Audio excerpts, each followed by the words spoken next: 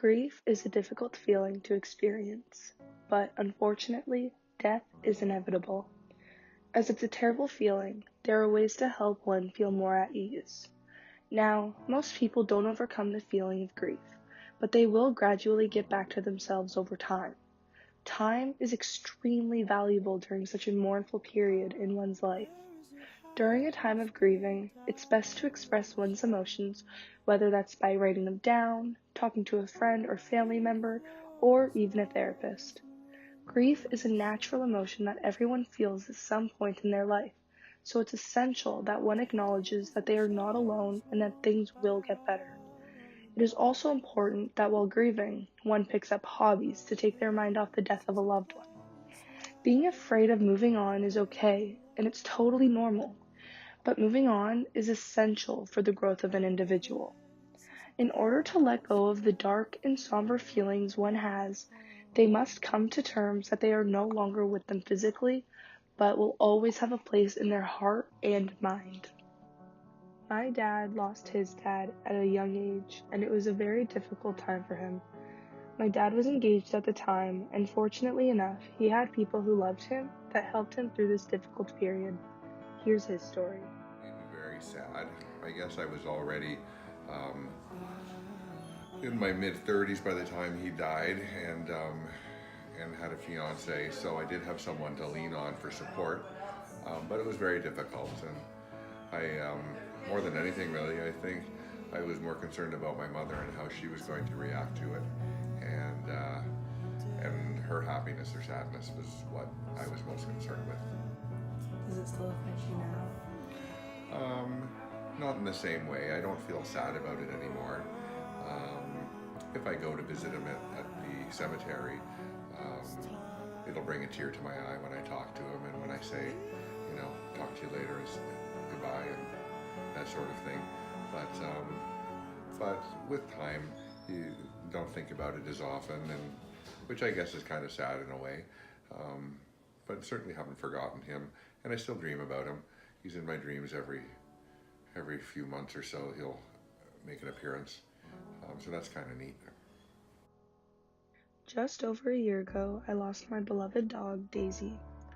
I considered her my best friend, and any time I was sad or needed a hug, she was always there. The day my family and I realized that she was dying, it was almost impossible for me to wrap my head around the fact that she wasn't going to be here anymore. I have dreaded this day for years, and I thought I would be ready, but there really is no preparation for death. Losing her was probably one of the most painful and heartbreaking feelings I have ever experienced. It was harder on me than I could have ever imagined, and it took a lot of time to get back to myself. I was lucky enough to have friends and family to support me through this tough time.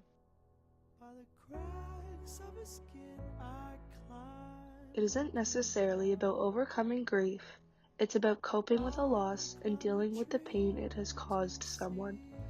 It is nearly impossible to overcome the feeling of grief because there are times in one's life when grieving over a loved one appears out of nowhere, whether it's been a year since the death or 10 years.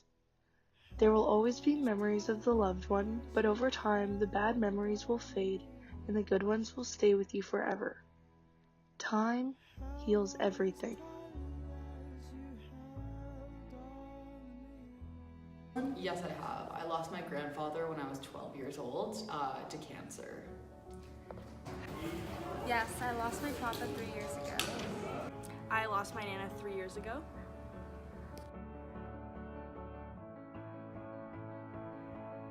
It was my first loss ever that was really close to me, and I didn't really know how to feel at first.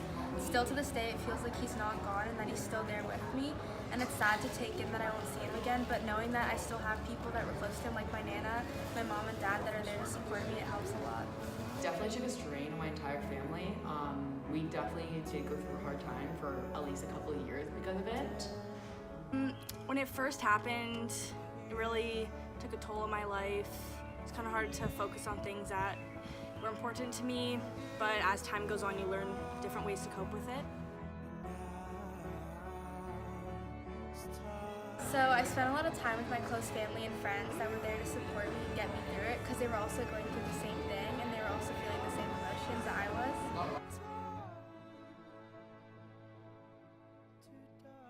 Not necessarily every day, but it's still sad when I think about him and that I'm not able to see him or spend time with him, but like every day it doesn't impact me as much as it used to.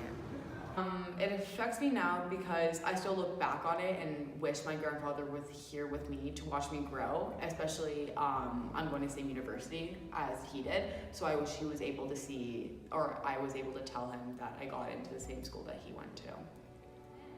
It's still sad every time people talk about him, definitely, because he was considered my best friend. But it's better now because I just look back and I cherish some of the memories that he and I had together.